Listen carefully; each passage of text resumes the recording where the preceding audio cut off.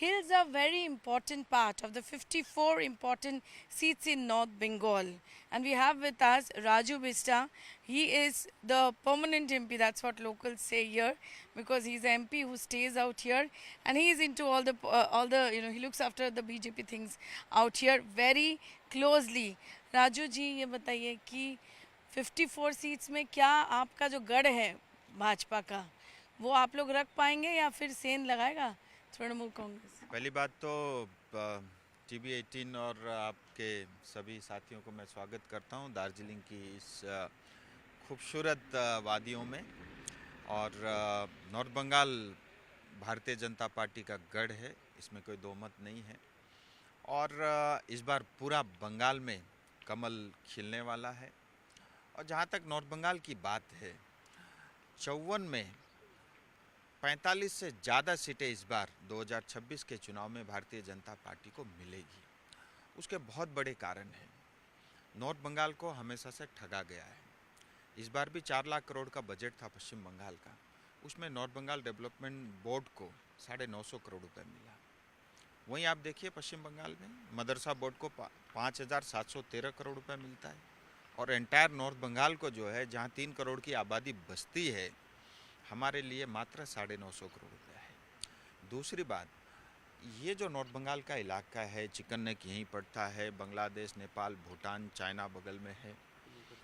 उसके बावजूद भी आए दिन लगातार जो है TMC सरकार के लापरवाही के कारण और उनकी तुष्टिकरण के कारण तेज़ी से हमारी डेमोग्राफी चेंज हो रही है।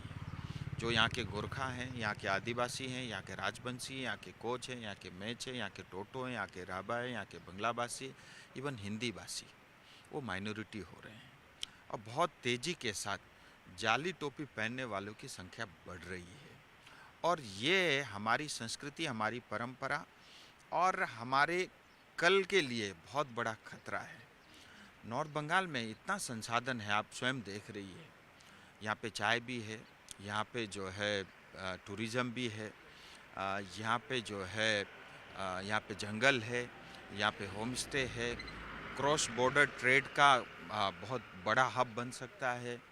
खेल में यहाँ के युवा बहुत आगे है। लेकिन उसके बावजूद भी जानबूझ करके नॉर्थ बंगाल का जो पोटेंशियल है उसको दबाया गया।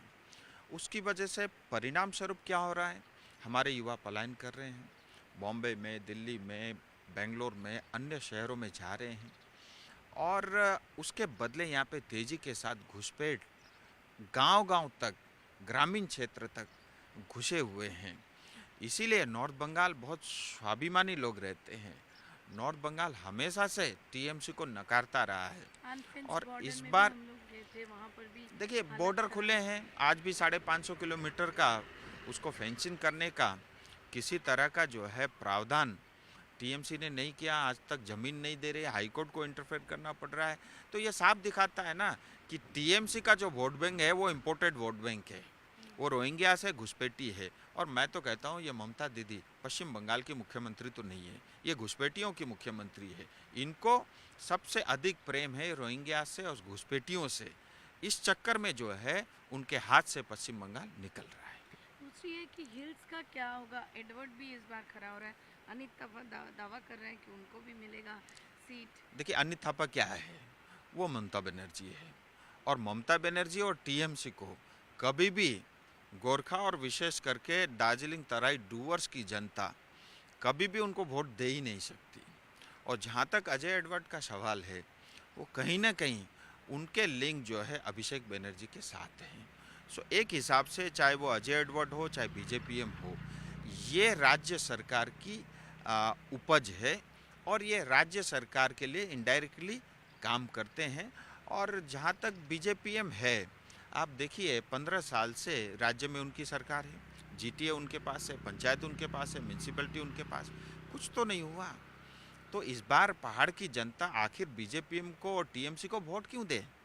उनके भ्रष्टाचार को हम क्या मान्यता देंगे? उन्होंने जो हमारे साथ भेदभाव किया उसको क्या हम मान्यता देंगे? जो हमारे युवा पलायन हो रहे हैं और यहाँ पे जिस तरह से कमीशन 20% से ज़्यादा हो रखा है, और जितना भी केंद्र सरकार की योजनाओं के लिए पैसे आते हैं वो गरीब तक नहीं पहुँचता। आवास योजना नहीं पहुँचा, बिजनबाड़ी में आप खड़े हो, यहाँ पे बताया गया है कि करीब जो है 30,000 से ज़्यादा घरों को पीने का पानी के लिए पैसा आया है। ये कागज़ कहता है, पश्चिम बंगाल सरकार का सरकारी डाटा कहता है, लेकिन हमारे यहाँ घर पे किसी एक घर पे भी पीने का पानी तो पहुँचा नहीं। चाय बगानों के लिए केंद्र सरकार ने कुछ नहीं किया, ऐसा ये इन गलत लोगों का है। कहना है कि आप लोग बोलते हो, आप लोग करते ये कुछ नहीं हो। टीएमसी यानी भ्रष्टाचारी सरकार, ये इनका आरोप है और मैं इनसे पूछना चाहता हूँ 2021-22 में जो पार्लियामेंट में कानून बना वो चाय बगान को केंद्र बिंदु में रख करके बना है और उसमें क्या कहा गया है कि मिनिमम वेज की गारंटी आपको मिलेगी। आज चाय बगान में मिनिमम वेज क्यों नहीं मिलता? क्योंकि 1953 प्लांटेशन लेबर एक्ट लागू है, इसीलिए पश्चिम बंगाल में जो इंडस्ट्री में जो मिनिमम वेज लागू है वो यहाँ लागू नहीं होता। इसीलिए प्लांटेशन लेबर एक्ट 1953 को सब्ज्यूम कर दिया। इसका अर्थ ये हुआ कि जैसे ये नया कानून लागू करेगा तो 350 रुपये मिनिमम वेज मिलेगा, जो आज 250 नहीं किया। ममता दीदी नहीं करना चाहती। आसाम में देखिए वहाँ मिनिमम वेज का स्तर पश्चिम बंगाल से कम है, उसके बावजूद भी वहाँ चाय बगान में काम करने वाले श्रमिकों को 300 रुपये मिल रहा है। और इतना ही नहीं, वहाँ पे जो है लोगों को पट्टा भी मिला है।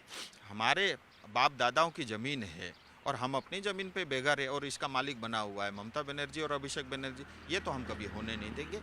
राज्य सरकार नया कानून लागू नहीं कर रही है, लेकिन केंद्र सरकार जो कर सकती थी उसने किया है। वोट देगा आप लोगों को? 2026 में हमारी सरकार बनते ही 3 महीने के अंदर में नया श्रम कानून हम लागू करेंगे। श्रमिकों को मिनिमम वेज की गारंटी देंगे, उनके लिए चाय बगान में ईएसआई की फैसिलिटी होगी और इतना ही नहीं, उनकी जो पुश्तैनी ज़मीन है, उनके बाप दादाओं की ज़मीन है, उनको हम वापस करेंगे।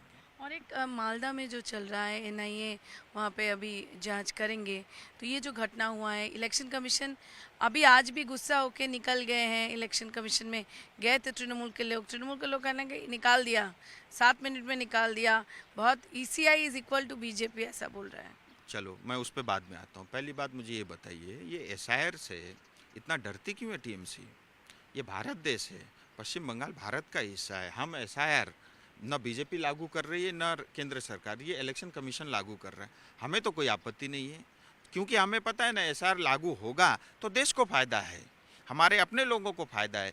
ये एसआईआर नहीं होता तो यहाँ घुसपैठ वोट करते, जो है रोहिंग्यास वोट बैंक के नाते वोट करते।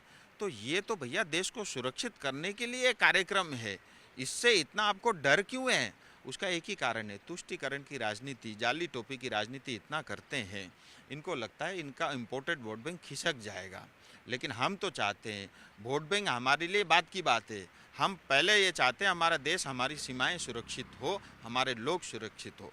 और दूसरी बात, ये जो ईएसआई जो करा रहा है चीफ इलेक्शन कमीशन, आप मुझे ये बताइए, ये जो एसआईआर लागू हो रहा है पश्चिम बंगाल में, वो ज्ञानेश कुमार जी मध्य प्रदेश के, कोई मध्य प्रदेश की टीम तो नहीं आई। और यहाँ पे एसआईआर लागू कौन कर रहा है? डीएम, एसडीओ, बीडीओ, बीएलओ यानी ममता दीदी का कर्मचारी, वही लोग लागू कर रहे हैं। जानबूझ के देरी कर रहे हैं और जानबूझ के एसआईआर को सक्सेस नहीं होने दे रहे हैं। मैं तो इतना ही समझाऊँ, मैं सीधा साधा व्यक्ति हूँ, जो मैं समझ पाया हूँ, इलेक्शन कमीशन ने कहा कि एसआईआर लागू होना चाहिए, 12 प्रांतों में चल रहा है, सब जगह शांति है, यहाँ जानबूझ के ममता बनर्जी उसको अटका रही है, लेकिन इसका परिणाम उल्टा ही पड़ेगा। ये मुझे लगता है ममता दीदी को समय रहते ही जाग जाना चाहिए। आखिरी सवाल, परिवर्तन होगा और भवानीपुर में क्या होगा, और परिवर्तन क्या होगा? देखिए 2026 परिवर्तन का साल है, टीएमसी जाएगी। ये टीएमसी एक बहुत बड़ी बीमारी है, ये बहुत बड़ी समस्या है पश्चिम बंगाल के लिए। 2021 में कोविड आया था ना, वो कोरोना वायरस था ना, ये उससे भी बड़ा वायरस है पश्चिम बंगाल के लिए। और शुभेंदु दा इस बार दोनों सीट से जीतेंगे और ममता दीदी की दोनों सीट से हार तय है। उससे भी बड़ी बात है कि 175-180 से ज़्यादा भारतीय जनता पार्टी को सीटें मिल रही। So he's very confident. Raju Vista is saying that BJP is going to hold on North Bengal, not only North Bengal. This time Parivartan will come, and he has coined that the chief minister is a Ghuspetia chief minister.